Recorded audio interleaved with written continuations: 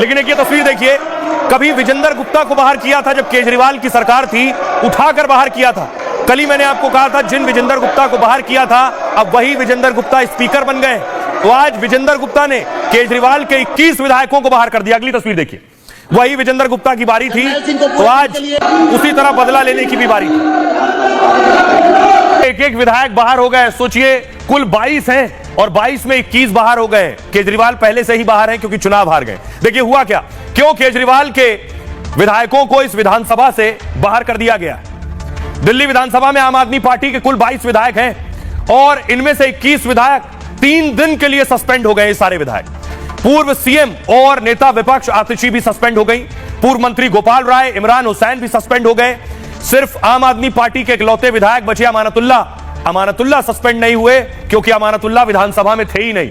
दरअसल सदन में दूसरे दिन एलजी का अभिभाषण हो रहा था और तभी आम आदमी पार्टी के विधायक नारे लगाते हुए हंगामा करने लगे।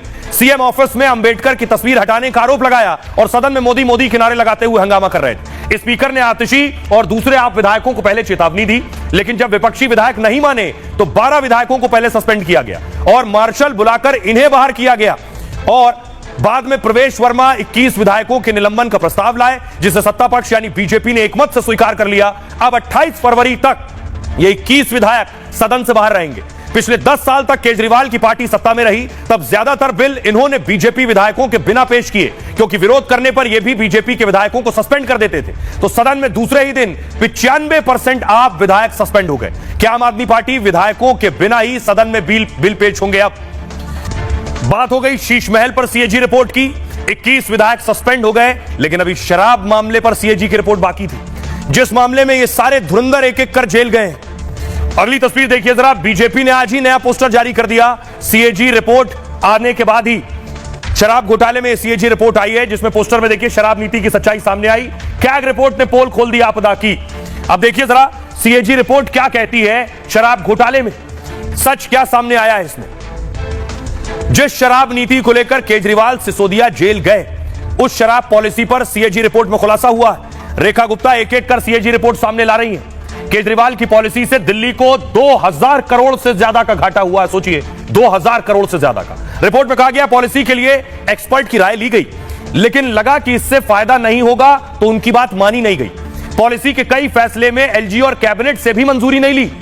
3 डिस्ट्रीब्यूटर्स को पूरे दिल्ली में 71% सप्लाई का अधिकार दे दिया, मतलब भ्रष्टाचार के तहत खास विक्रेता और ब्रांड को बढ़ावा दिया। घाटे में चल रही और ब्लैक लिस्ट कंपनी को भी लाइसेंस दिए गए। कोरोना के नाम पर 144 करोड़ रुपए की लाइसेंस फीस माफ की गई। सरकार ने कुछ लाइसेंस वापस लिए, लेकिन टेंडर जारी नहीं किया। इससे भी दिल्ली सरकार को 890 करोड़ रुपए का नुकसान हुआ। दिल्ली में कई जगह लाइसेंस धारियों को भी छूट दी गई है। इससे राजधानी को 941 करोड़ का सीधा घाटा हुआ। शराब की दुकानें हर जगह समान रूप से नहीं बांटी गई, यानी मनमाने तरीके से शराब की दुकानें खोल दी गई। सिक्योरिटी डिपॉजिट सही तरीके से नहीं लिया गया। इससे भी सरकार को 27 करोड़ का नुकसान हुआ। पहले एक व्यक्ति को 2 ही दुकान रखने की अनुमति थी, लेकिन नई नीति बनाई इन्होंने, जिसमें उस 2 की जगह 54 दुकान कर दी। इससे 22 प्राइवेट कंपनी को ही लाइसेंस मिले सिर्फ। केजरीवाल सरकार ने बाद में खुद यह पॉलिसी वापस ले ली, लेकिन सीएजी रिपोर्ट के बाद अब मुश्किलें बढ़ सकती हैं। सीबीआई, ईडी के साथ संसदीय समिति भी कार्रवाई करेगी।